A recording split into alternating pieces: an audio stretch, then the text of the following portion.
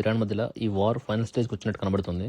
So last గత 2 months నుంచి Trump ప్రతిసారి పదే పదే వార్ అయిపోయింది అయిపోయింది అని అనౌన్స్ చేస్తున్నాడు. బట్ దానికి ఒక కాంక్రీట్ ఇన్ఫర్మేషన్ ఎక్కడా రావట్లేదు.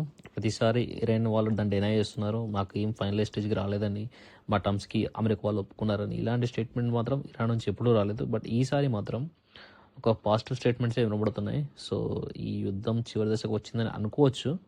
బట్ ట్రంప్ని ఎప్పుడూ నమ్మలేం. సో ఎప్పుడైనా తన డిసిషన్ మార్చుకుంటాడు. బట్ ఈ న్యూస్ వల్ల, ఈ పీస్ టాక్ అవుతుందన్న ఈ న్యూస్ వల్ల క్రూడ్ ఆయిల్ ప్రైసెస్ చాలా తగ్గాయి. సో గత చాలా నెలల నుండి ఈ క్రూడ్ ఆయిల్ ప్రైసెస్ పెరుగుతూనే ఉన్నాయి. దగ్గర $100 దగ్గరగా ఉన్నాయి పర్ బ్యారెల్. బట్ ఈసారి నిజంగానే తగ్గాయి. గత 2 days నుంచి క్రూడ్ ఆయిల్ ప్రైస్ తగ్గుతూనే ఉన్నాయి. సో ఇట్స్ గుడ్ న్యూస్ అనుకోవచ్చు మన ఇండియన్ మార్కెట్ కూడా.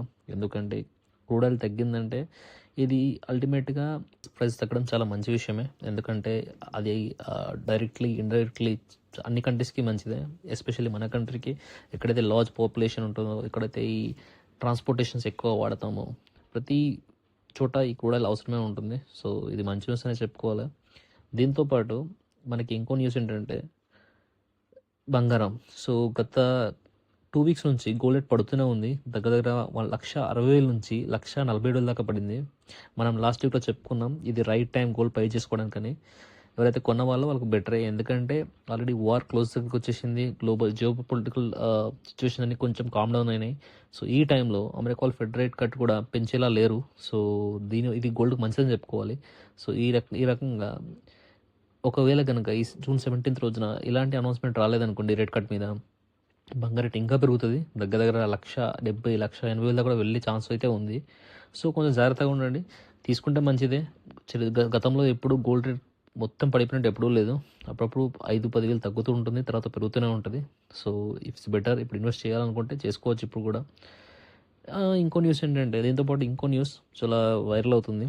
Norway crown prince Marius Borg Hoiby, ఇతను 29 years అబ్బాయి. సో ఇతను ఆ కంట్రీలో 2 అమ్మాయిల్ని రేప్ చేశాడని చెప్పేసి కేసు రిజిస్టర్ అయింది. సో జడ్జెస్ వాళ్ళు డీటెయిల్ ఇన్వెస్టిగేషన్ చేసి అతను గిల్టీ అని ప్రూవ్ చేశారు.